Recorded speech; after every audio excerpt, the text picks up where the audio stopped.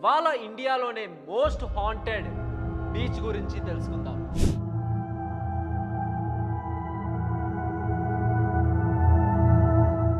గుజరాత్లోని డ్యూమస్ బీచ్ పేరు వినే ఉంటారు కదా. దాని గురించి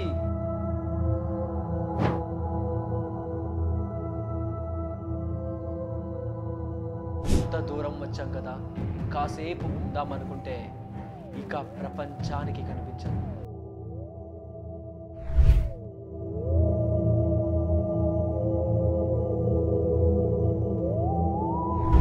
సాయంత్రం 6 తర్వాత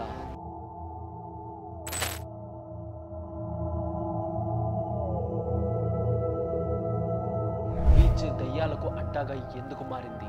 అసలు అక్కడ ఏం జరిగింది?